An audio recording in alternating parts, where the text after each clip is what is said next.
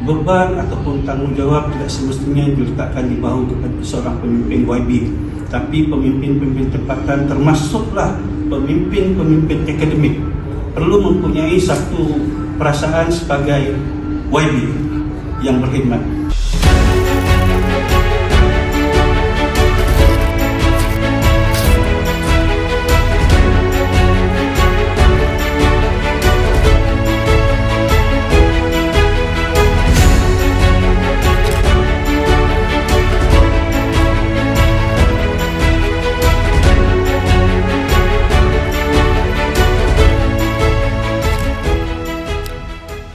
Malaysia Madani, salam Sabah Maju Jaya.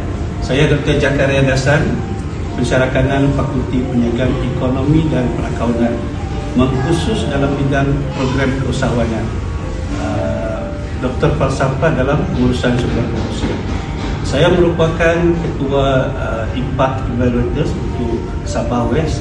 Di Sabah kita ada dua region, Sabah West dan Sabah East. Dan dalam kumpulan saya ada Dr. Saleh, Dr. Saira, Dr. Ferus dan Dr. B. Viviana. 4 orang daripada UMS, seorang dari UiTM, cawangan Sabah. Sebanyak mana tim yang kita ada di Sabah spesifikly, dan apa projek-projek yang you pernah join, pernah tengok, dan mungkin boleh kongsi sedikit pengalaman tentang projek yang pernah dijaga. Okay. Sebelum itu saya nak bagi appreciation kepada APPGM SDG.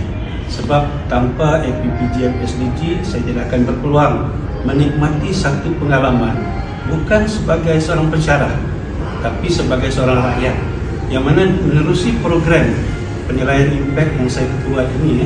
Saya dapat ke kampung-kampung di luar bandar dan saya melihat bahawa masih banyak kawasan yang perlu dibangunkan, dan syukur kita ada ahli-ahli parlimen yang mempunyai concern yang tinggi, dan kerana concern inilah maka tertubuhnya APPGM SDG di bawah setiausahanya Datuk Profesor Datuk Dr. Vincent, dan kami dilantik sebagai kumpulan penilai. Dan kumpulan penilai ini tugasnya bukan menilai baik atau buruk, tapi kami ingin melihat apakah lagi kekurangan-kekurangan yang terdapat dalam komuniti ini yang boleh kita tingkatkan pembangunan mereka. Sabah merupakan satu living land, satu tempat yang boleh kita jadikan sebagai contoh kepada satu masyarakat bagaimana keharmonian itu dipupuk. Jadi menerusi program APPGM SDG ini, saya sebagai salah seorang penilai, saya mendapati bahawa wujud satu aspek yang lain daripada yang lain yang tidak menjadi sasaran utama, iaitu program ini telah meningkatkan keharmonian kaum, etnik dan sebagainya.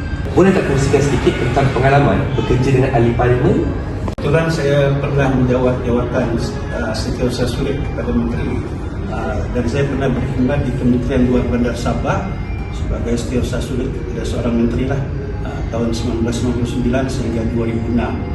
Jadi saya dapati bahawa pada ketika itu memanglah bila kita bertugas dengan seorang menteri ini, concern pemikiran mereka setiap masa dipenuhi dengan bagaimana mengatasi isu masyarakat.